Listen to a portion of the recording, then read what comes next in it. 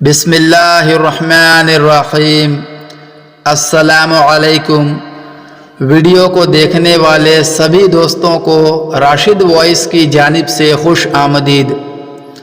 محترم دوستوں، آج کا ہمارا موضوع ہے میدان عرفات میں نبی رحمت صلی اللہ علیہ وسلم کا آخری خطبہ۔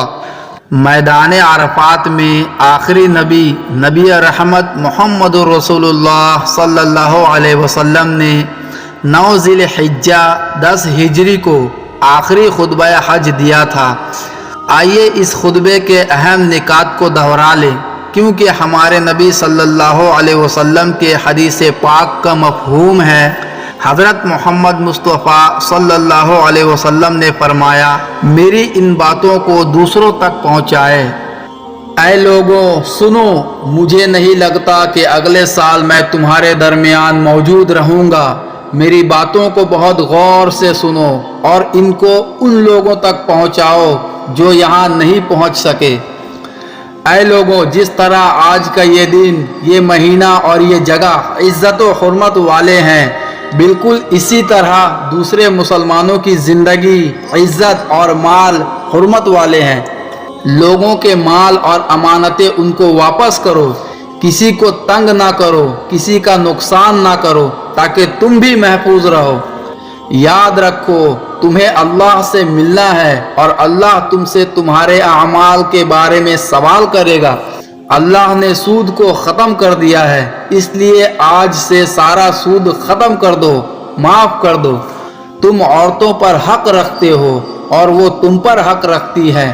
جب وہ اپنے حقوق پورے کر رہی ہے تو تم ان کی ساری ذمہ داریاں پوری کرو۔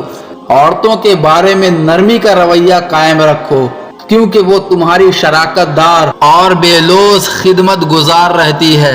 کبھی زنا کے قریب بھی مت جانا۔ اے لوگوں، میری بات غور سے سنو، صرف اللہ کی عبادت کرو، 5 فرض نمازیں پوری کرو، رمضان کے روزے رکھو اور زکوٰۃ ادا کرتے رہو۔ اگر استطاعت ہو تو حج کرو۔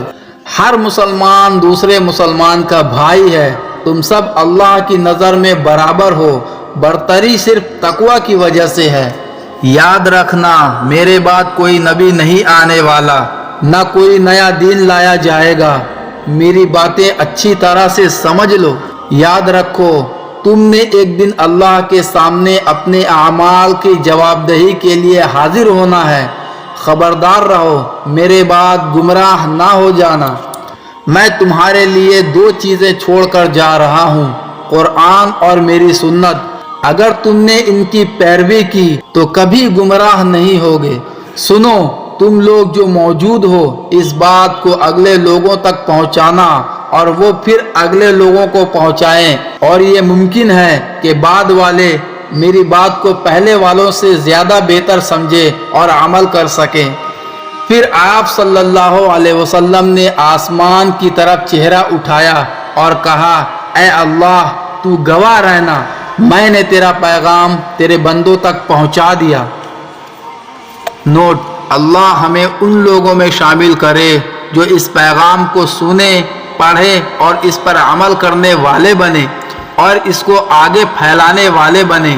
اللہ ہم سب کو اس دنیا میں نبی رحمت صلی اللہ علیہ وسلم کی محبت اور سنت عطا کرے اور آخرت میں جنت الفردوس میں اپنے حبیب صلی اللہ علیہ وسلم کے ساتھ اکٹھا کرے۔